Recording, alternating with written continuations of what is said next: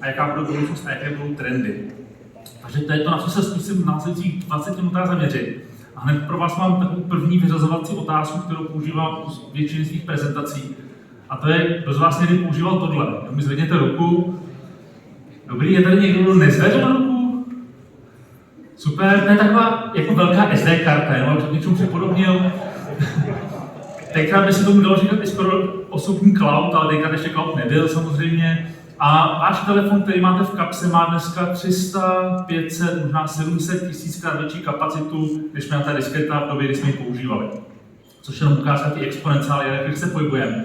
A já než se podívám na ty současné trendy, tak se chci vrátit rychle do historie, ale to je vlastně jako první takový ten technologický milník, kdy jsme měli PC, personal computer. Měli jsme počítač, klávesnici, strkali jsme do toho ty diskety a tak jsme ovládali počítače, což děláme do dneška, ale byla to ta první etapa počítačů. Osobní počítače, PC a prostě nějaký rozhraní, přes který jsme tu věc ovládali a ovládáme do dneška. Pak přišla druhá éra a to je mobile computing. Zatímco první byl prostě stolní počítač, ta druhá generace je ten dotyk. To znamená, máme zařízení, které se nosíme všude, je všude s náma a ovládáme ho dotykem. Což je to, co přišlo v roce 2007 a vlastně díky Steveovi dneska nemusíme nosit po kapsách všechny tady ty doplňky, protože prostě máme v tom jednom zařízení. Ale víte, jak to bývá, když máte nějakou technologii a je dlouho na trhu, tak ta technologie se stane dospělou. Když se podíváte na dnešní chytré telefony, tak oni všichni vypadají plus minus takhle, někteří jsou teda vyklápěcí, ale v podstatě je to jako dospělá technologie. A když je jedna technologie dospělá, tak je vždycky otázkou, jaká bude ta další generace, co jako přijde teďka. Když naplníte ten trh, a pokud si pamatujete Nokia, a tak měli výklopný ovládání, ale všechny se ovládali ve finále jako stejně přes tu T9, psali jsme takový ty SMSky bez mezer, dělali jste to? Pamatujete, jo? Tak jsme se tak naučili, pak přišel ten iPhone, že? Teď když už jako iPhone a samozřejmě Android na tom vrcholu, tak je otázka, co je ta další generace. A jsou společnosti, jich několik, o nich mluvit, kteří si myslí, že ta budoucnost je tzv. Spatial computing. To znamená, už ten počítač není v kapse, už to není ten stolní počítač, ale ten počítač máme jakoby oblečen, nebo jsme oblečeni do toho počítače, respektive všude kolem nás. Já nechci tvrdit, že to takhle dopadne, ale když se bavíme o trendech, tak tady je určitě trend, který možná vyjde, možná nevyjde, možná vyjde až za 30 let. Já si pamatuju, v 97. roce jsme byli na Invexu, když jsem byl na střední škole a tenkrát nám tam ukazovali Duma ve virtuální realitě. Máte si Duma, že jo? Vlastně Wolfenstein, že jo? A tenkrát už říkali, je to tady, virtuální realita přichází a netrefili se asi o 30 let. Uvidíme, jestli teď už ta doba je, ale v každém případě jsou firmy, které si myslí, že to přichází a tady je to, co tam můžete zažít.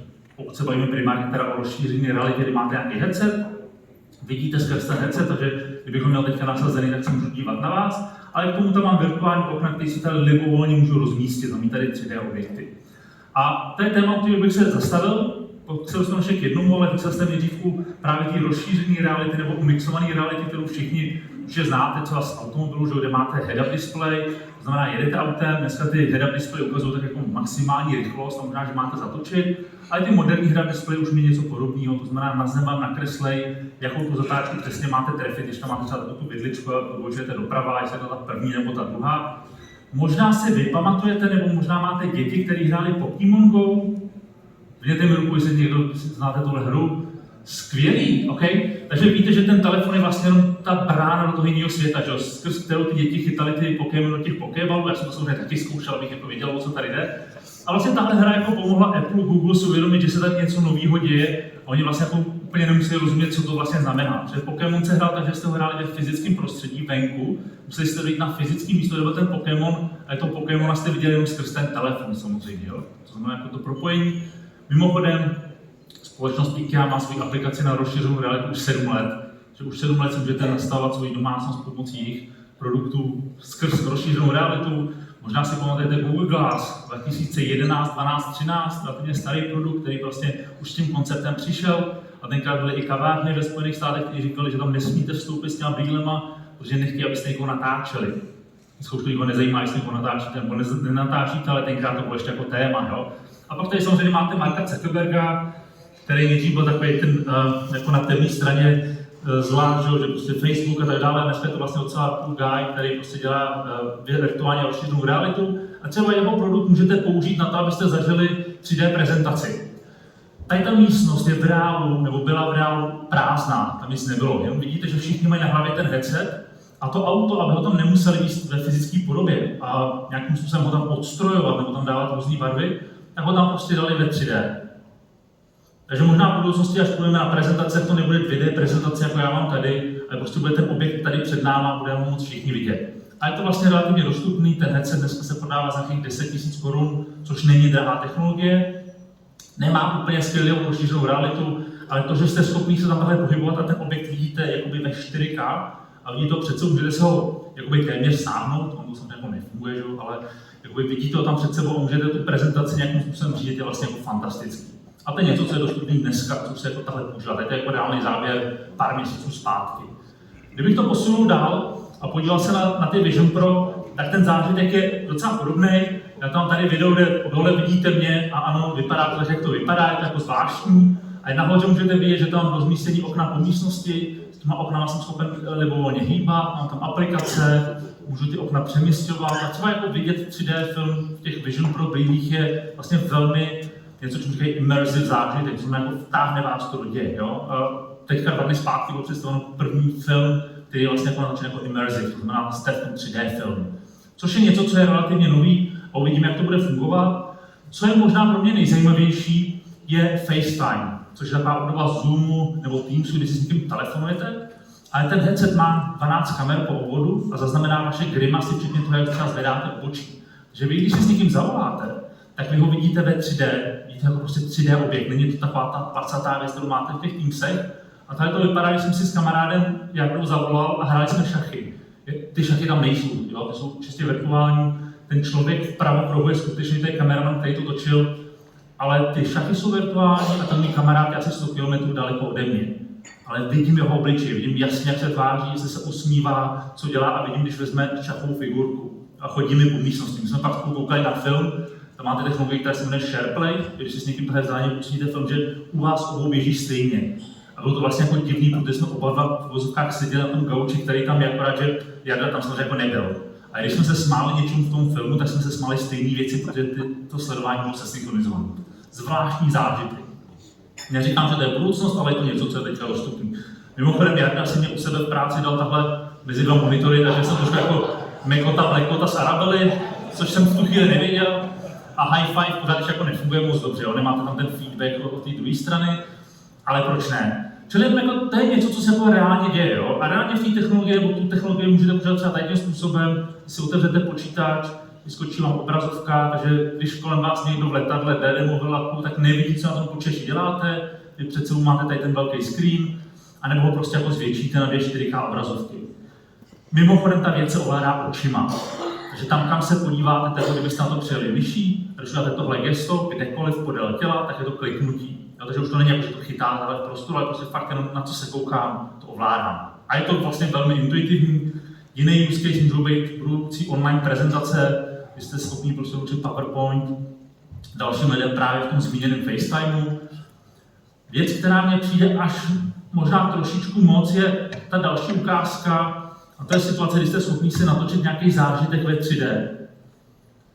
A to jednak můžete, když máte nasazený ty brýle, což vypadá divně, ale můžete to i na telefonu natočit, když máte 2 kamery, tak máme natočit stereoskopický video. A vlastně vy jste schopni se fakt jako užít vzpomínky. Takže se můžete fakt jako vrátit v čas, ale vidět to v tom 3D prostoru, vidíte tam to hloubku. Je to fakt něco jiného, když koukáte na 2D video. Samozřejmě ani tady to nemůžete ocenit, protože prostě ten obraz je 2D, ale tam to fakt je, jako oknem se díváte do prostě jiného světa. A jste schopni tady to udělat dneska z jakýkoliv fotky. Jo, což samozřejmě s některými lidmi trávíme nějaký čas, pak už třeba nevidíme, ale ten zážitek jste schopni zaznamenat. Velmi zajímavý jako use case, který jsem si ještě nevím, jako zpracovat vnitřně, ale je to jako velmi zajímavý. Samozřejmě sledování filmu, kdy máte 3D prostorový zvuk, 5metrový plátno před sebou a jste schopni se prostě ponořit do nějakého vašeho oblíbeného filmu, dává smysl. Ale to není všechno, samozřejmě můžete třeba sledovat sportovní zápasy, ale NBA, kdy máte veškeré statistiky, Formule 1, ponořit se do her a vlastně prožívat je, včetně toho, že třeba pro vzdělávání mi tohle přijde úplně geniální. Já jsem se na základní škole učil z knížek. Že si čtete knížku, pak si představíte, co v té knížce znamenají ty slova a pak se jako vizualizujete. Že? Tady vlastně ty věci jako můžete vidět, jako kdykoliv, kdekoliv. Takže to je jako hodně zajímavý koncept, který může lidi posouvat i do toho, že když si chtějí zameditovat nebo zacvičit s pandou, proč ne? můžete, ale můžete to samozřejmě převést do biznesu a vidět tam 3D objekty prostě v kontextu v nějakém prostoru. Tohle to je to, na co sází Meta, samozřejmě Mark Zuckerberg, Apple a řada dalších společností, protože předpokládají, že tím, že ty iPhony a ty klasické telefony jsou na vrcholu, tak chceme něco dalšího, že ta budoucnost jsou ty brýle. Já se k tomu ještě za chvíli vrátím, protože tady jsem vám ukázal headsety, to znamená něco, co vás zabírá trošku proti dalším lidem. A já si nemyslím, že v budoucnosti je, že jsme zavření sami ve svém vesmíru. Já myslím si, že homo sapiens je o tom, že spolu komunikujeme. A k tomu se ještě vrátím, že to samozřejmě důležitý téma, o kterém slyšíte poslední 2 roky, je umělá inteligence, nebo generativní umělá inteligence, což je to, co teďka nejvíc zažíváme. Ale umělá inteligence je tady s náma od té diskety, respektive ještě trošičku dále. Že? Vývoj počítačů byl automaticky o tom, že hledáte umělou inteligenci. A možná si pamatujete, kdy prohrál Garry Kasparov proti počítači? Ty budete si rok někdo? Nemůžete teda nic vyhrát, omlouvám se, ale to 97. Od roku 1997 Homo sapiens nemůže porazit počítač. Jako už na té pátě nejsme nejlepší, ale pořád však jako hrajeme, baví nás to, jenom prostě už nemůžeme být vlastně jako jednička. Jo? Tenkrát ten stroj vyhrál, takže byl schopen predikovat další tahy. Zajímavější je možná rok 2016, hra AlphaGo, což je taková ta hra, kde bílí černý kameny obehrávají druhou stranu. A ta umělá inteligence se musela naučit hrát tu hru, jakoby prostě vyhodnocovat každý tah, ne, že se naučil všechny ty šachové partie. A tenkrát porazila nejlepšího hráče v roce 2016 4-1. Někdo jen napsal, že ta jedna prohra byla schválně, aby to nebylo úplně kontumační. Nevím, já třeba když mluvím s ChatGPT, což je samozřejmě to další téma, tak si řeknu dobrý den nebo ahoj, že samozřejmě jako nikdy nevíte, co z toho bude, že se k ChatGPT chovám slušně. No, ale fakt nevíte, jo? Ne, samozřejmě, já si sranu. A samozřejmě jako ChatGPT všichni znáte, a taky asi velmi dobře víte, že ChatGPT není ten jediný nástroj, který dneska umí pracovat s generativní AI. Vlastně každá společnost nabízí nějaký derivát ChatGPT, anebo prostě svoje vlastní řešení.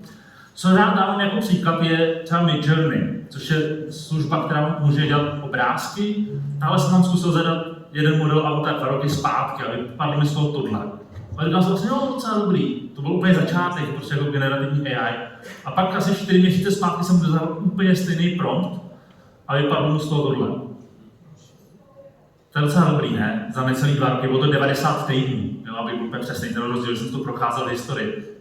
A dneska samozřejmě AI vám umí udělat i videoklipy, tady to je samozřejmě Sora, řešení od OpenAI, kde zadáte ten prompt, který vidíte dole, respektive nezadáte, to ještě není veřejný, ale je schopný to udělat takovýhle video a už to jako nevypadá jako taková ta AI, který se trošku jako bojíte, ale vlastně to vypadá docela dobře. Jo? Takže možná jako jsme zažili změnu, nebo my nezažili, ale víme o změně, kdy film byl nejdřív němej a pak se přidal zvuk, to pak jsme měli 3D film generovaný pomocí počítačů, dneska možná si budeme vytvářet prostě vlastní filmy, respektive mám kamaráda, který ChatGPT vždycky před spaním řekne, že chce po ní povídku, má rád kriminálky, takže řekne mrtvola, kde ta mrtvola bude nalezená a tak dají nějaký klíčový slova a on pak vypráví povídku, vlastně to baví každý večer, což mě nikdy nenapadlo tohle používat AI.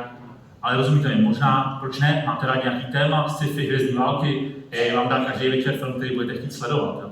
A to není všechno, dneska můžete mít svého avatara, který nemusí mít italsky. Ciao, sono Peter e questo è un nuovo video. Non sono italiano, ma sembra che sia nato in Italia. Mi piacciono la pasta, la pizza e i maccheroni. Jo, a to je video, který jsem nahrál 2 minuty, kdy jsem mluvil nesmysly v češtině. Hej Jen, se jmenuje ta služba, dneska už z kratšího videa, vezme váš hlas, váš obličej, dělám takové video. A vlastně jako vypadá docela dobře, respektive věrohodně. Kdybyste hledali, tak tam najdete chyby, ale zase, když se podíváte na nějakou tu trajektorii, kam se ta věc posouvá, myslím si, že všichni budeme se přehodnotit, jak vnímáme pravdu a to, co vidíme, jestli je skutečně nebo není skutečně. Prostě, tak ta křivka je relativně jasná. Zvlášť se ještě podíváte na nový model OpenAI, který se jmenuje O1, který umí tzv. Reasoning, odůvodňovat věci. Dobře, teďka pokud jste si zkoušeli ChatGPT, tak ono vám vyplivne prostě nějaký texty, ale občas halucinuje, že si vymýšlí, protože to je to, jak jako funguje, že prostě skládá slova za sebe pomocí nějaký pravděpodobnosti. Ten O1 model, který je dostupný pro platící zákazníky a máte tam jenom pár tokenů, takže nemůžete ho používat pořád, tak ten dělá to, že než vám odpoví, tak se třeba na 50, 70, 90 vteřin zamyslí, rozbije ten problém na atomy a pak vám dá finálně odpověď, kterou si ověří. Takže mnohem chytřejší než ten model předtím. Není to ChatGPT 5, ale vlastně jako funguje velmi dobře. Když mu tam nasypete data, tak vám už to nepadají úplný nesmysl, jako se občas stával. Ale že ten progres je tam jako velmi silný. A samozřejmě tady to je jako používání umělé inteligence přes příkazovou řádku, ale ona ta budoucnost možná spíš vypadá tak, že budeme pracovat s nějakou jako vizuální AI, to znamená, že GPT to dneska umí taky, něco vás zajímá, restaurace, uděláte fotku, umělá inteligence vám rovnou řekne, co to je za podnik, jaký má hodnocení, jste schopni s tím rovnou pracovat, nebo prostě vidíte nějaký plagát, informace a zase ta vizuální AI je schopná s tím fungovat. Protože když se na tím zamyslíte, jak fungujeme my jako lidi, většinu informací získáme očima. A je logicky vlastně to samé nějakým způsobem dávat do té umělé inteligence. Což když to posunu ještě o kousek dál, tak dneska máte produkt, který už je teďka na trhu. Jsou tady ty brýle, je to Ray-Ban v kombinaci se společností Meta a mají v sobě kamery, které se nasadíte, můžete natáčet video, ale zároveň se té umělé inteligence můžete zeptat, hej Meta, na co se koukám. A když budete jít na dovolený a před vám bude nějaká památka, tak vám řekne, je to ta a ta památka, byla postavená tehdy a tehdy. Jo, čili máte kombinovanou umělou inteligenci, reproduktory, mikrofony, normálně s tím komunikujete, ale vypadá jako normální brýle. Jenom to prostě v sobě nemá ty obrazovky. Možná se sledovali 2 týdny zpátky, Mark Zuckerberg měl konferenci nebo Meta a ukázali tam tady ten prototyp, což něco se jmenuje Orion, a vlastně to umí to samé, co Vision Pro, akorát, že to tady není prodejný vzorek, jo? Ale všimněte si, že už to nevypadá jako headset, když se zavřete, ale vypadá to jako normální, tak jako brýle z Harryho Pottera trošku, jo? Ale ten zážitek už je dost podobný. Prostě máte před sebou obrazovky, se kterými můžete dál pracovat, takže najednou ten svět se vám jako spojuje. To digitálno a ta skutečnost je nějakým způsobem dostupná. Znovu opakuju, je to prototyp, není to něco, co prodávají. Něco podobného může být na trhu za 5 let, pokud to budou zákazníci chtít, to je samozřejmě druhá otázka. Ale podle mě ta budoucnost je právě v těch brýlích. Ale brýlích, které vypadají jako brýle, protože všichni umí používat brýle. Minimálně v létě prostě víme, jak je používat, jsme na to zvyklí, není to něco, co vám narušuje nějakou jako sociální vazby, jo? Tak ten headset samozřejmě vás totálně odděluje od okolí. A kdybych vám ukázal ještě jeden produkt, který tady mám s sebou taky, tak to jsou tady ty G1 brýle od Even Realities a ty mají v sobě 2 displeje, který předpokládám, že nevidíte, ale jsou tam 2 displeje, do kterých posílá obraz, jako to vidíte tady, třeba navigaci. Je to teda monochromatický zelený, jak tady dobrý MS-DOS, ale to nevadí, je to první generace. A ono, tím, že je to ve 2 displejích, tak vám to dá ten obrázek před vás. Takže to není jako centimetr od oka, ale máte pocit, že to je 2-3 metry před váma. No a vy jste schopni na to napojit AI, takže se můžete zeptat a textově dostanete odpověď. Nebo můžete používat třeba teleprompt, to znamená, až to budu příště spojení s přednáškou, tak ty brýle prostě můžu normálně vystupovat a tady uvidím své poznámky, které chci říct. Ty to ještě neumí. To zatím umí pracovat jenom na základní podobě, to znamená, musím si ten text tam napsat, ale není to spojený s tou prezentací. Ale je to něco, co si dokážu představit, že budu používat velmi intenzivně. A kdybych dneska maturoval, tak je to něco, co bych chtěl mít sebou. Docela jako a jdeme do finále, teď jako když to všechno spojíme, jo, tak vlastně o co těm firmám jde, že? Jako jasně rozšířená realita, spatial computing, počítače všude kolem nás, ale ve finále to, o co tady jde nejvíc, nějaká robotizace. Že?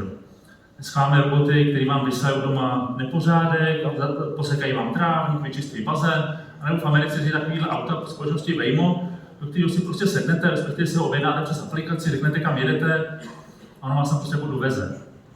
A když tam je nějaká překážka, tak to jako pochopí, neudělá tam bouračku, umí dělat i myšky, jako velmi dobře, takže to je takový, jako má i trošku pražský styl. Ale je to jako fantastický. Když si sednete do auta, který je na půl hodiny vaše soukromá buňka, ve které můžete pracovat, dělat cokoliv potřebujete, a vlastně jako, je to jako velmi komfortní a něco, co mě v tenhle rok asi nadchlo úplně nejvíc jako technologie, kterou jsem měl možnost vyzkoušet. Protože je to fakt jako skvělý, funguje to velmi dobře, ale samozřejmě máte i další produkty. Jo, Tesla Optimus, robot, který pomáhá Tesle stavit auta, ať už si omaskuje, Tesla myslíte cokoliv. Je to jako neuvěřitelné, co dokázali vybudovat. I když ten robot ještě není úplně autonomní, ale je to něco, co pomáhá v továrnách. A když se podíváte na Figure AI, tak to už je trošičku něco jiného. To je společnost, která integrovala ChatGPT do té hlavy. Tam má samozřejmě kamery a má docela dobrou jemnou motoriku, takže vám umí i udělat kafe. Teda umí řadu jiných věcí. Bylo by to drahý doplněk do domácnosti na to, aby vám dával jako patron do kávovanu. Ale co je tady důležité, spíš to, že je schopen tu věc pochopit a někam ji vložit. Ta společnost se jmenuje Figure AI a hrom valvaci, včetně společnosti jako OpenAI, Nvidia, Jeff Bezos a tak dále. A když jsem podobnou prezentaci dělal na jedné průmyslové přednášce, tak první otázka těch lidí byla, kdy si to můžeme koupit, aby se to mohli začít používat. Že jsou samozřejmě prostředí, kde chcete radši poslat robota, než jako skutečného člověka, a tohle to dává smysl. A kdybych to úplně uzavřel, protože mám posledních pár vteřin, tak ta budoucnost se bude prostě skládat z několika věcí, které jako přicházejí. Asi mi dáte za pravdu, že tam budete mít nějakou 5G, 6G, 7G rychlost internetu, která je důležitá, aby ty věci spolu rychle komunikovaly. Obecná AI je to, co se snaží OpenAI najít nějakou vyšší úroveň umělé inteligence. Augmentovaná realita je něco, co já už teďka tady mám před sebou a naskakují mi tady informace. Spatial computing, tím pádem jako ten prostorový počítač, robotizace, ovlivnění průmyslu, ale třeba i medicíny, nebo vzdělávání, protože když se to dokáže člověk pomocí těch technologií rychleji vzdělávat, rychleji věci chápat a mít AI jako svého mentora, tak je to ohromný benefit. A myslím si, že za možná 10 let všichni budeme mít nějakou dobu podobný brýlí, že to prostě bude stejně důležité, jako když dneska máte telefon. Jako nemůžete být bez telefonu. Jako můžete, ale jste jako odpojení od světa. Pokud chcete v tomhle světě fungovat, tak potřebujete ten mobile computing. A možná, že za pár let budeme třeba spatial computing, čímž to úplně uzavřu citátem od Wayna Gretzkyho. Proč tu přednášku dělám? Protože vám prostě chci ukázat, kde ten puk bude. A stejně jako Wayne Gretzky se snažil to skateovat nebo dobruslit tam, kde puk bude a ne kde je teďka, tak já vám chci ukázat to, co pravděpodobně přinese budoucnost. Díky za váš čas. Děkuju.